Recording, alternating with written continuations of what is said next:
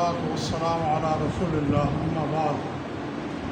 نبی کریم صلی اللہ علیہ وآلہ وسلم نے ارشاد فرمایا کہ دو آوازیں ایسی ہیں جن پر اللہ تعالیٰ کی لعنت ہوتی ہے۔ ایک آواز تو خوشی کے وقت باجے کی آواز، خوشی میں باجے بجانا جس پہ اللہ کی طرف سے لعنت کی جاتی ہے، اور غم کے وقت نوحہ کرنا،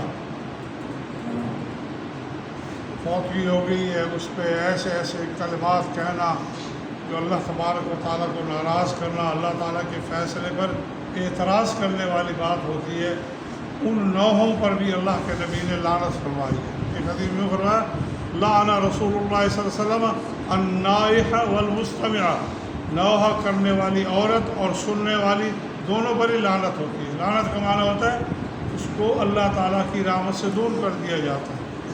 ابھی 14 اگست کے تعلق سے آپ دیکھ لیں ملک کا کیا حال کر دیا گیا۔ کیا یہ باجے بجانے کے لیے ملک لیا گیا تھا؟ یعنی لعنت والے کام کرنے کے لیے ملک لیا گیا تھا؟ ہزاروں قربانیاں، لاکھوں قربانیاں جو دی گئی تھی جانوں کی، کیا اسی لیے دی گئی تھی؟ اس وقت تو یہ نعرہ لگایا گیا تھا کہ پاکستان کا مطلب کیا لا الہ الا اللہ۔ کیا لا الہ الا اللہ کے تقاضے یوں پورے کیے جاتے ہیں جیسے ہم مسلمان ہو کے کر رہے ہیں؟ ایسا ہرگز بھی نہیں کیے، ہم دور ہو گئے اس مقصد سے۔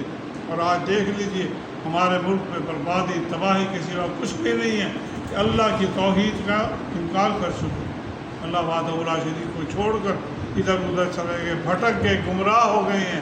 لا الہ الا اللہ، اللہ کے علاوہ کوئی معبود برحق نہیں ہے۔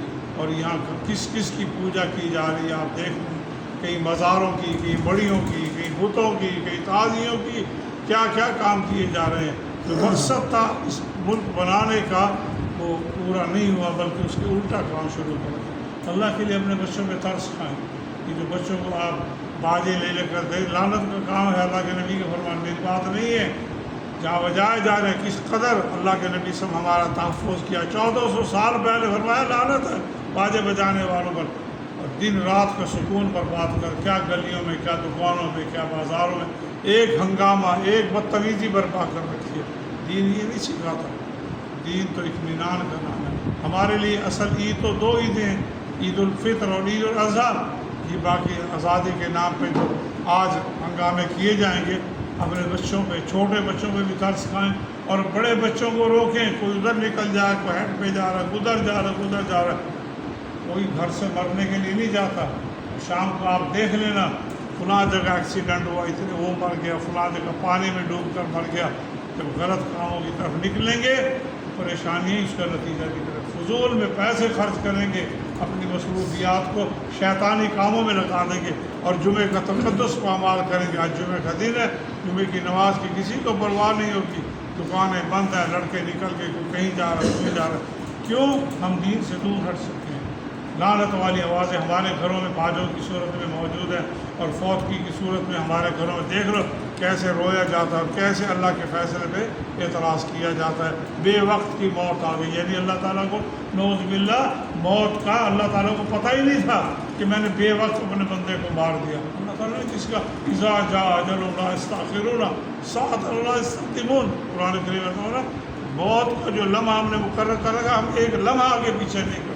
کوشش کریں اللہ کے فیصلوں پہ اعتراض کرنے والے نہ بنیں، بلکہ اپنی خوشیوں میں، ہماری خوشی نمازوں میں ہے۔ عید الفطر میں 2 رکعت نماز ہے، عید الاضحیٰ میں 2 رکعت نماز ہے، وہ پڑھنی چاہیے، خوشی ایسے منانی چاہیے، اور اس ملک کو بنانے کے جو تقاضے تھے ان کو پورا کرنا چاہیے، لا الہ الا اللہ کے تقاضوں کو پورا کرنا چاہیے۔ جمعہ کا دن ہے، اللہ کے نبی نے فرمایا سید الایام ہے، تمام دنوں کا سردار ہے۔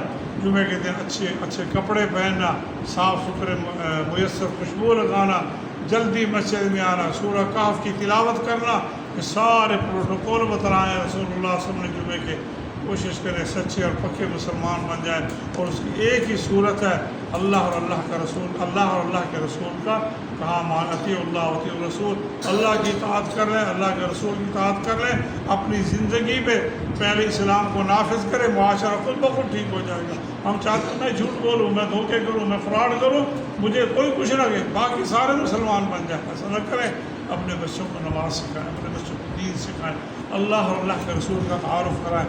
تب گھروں میں بھی سکون ہوگا، زندگی میں بھی اطمینان ہوگا اور اپنی روزی کو حلال کریں۔ سب سے پہلے لقمہ حلال دے کے منہ میں جا رہا حرام جا رہا ہے یا حلال جا رہا ہے، اللہ تعالیٰ ایک لقمہ بھی اگر منہ میں حرام کا چلا جائے 40 دن بندے کی نماز اپنی روزی پہ توجہ کریں، اپنا محاسبہ کریں، تب جا کر معاملات اچھے ہوں گے۔ اللہ تبارک و تعالیٰ ہمیں سمجھنے کی اور عمل کرنے کی توفیق عطا فرمائے۔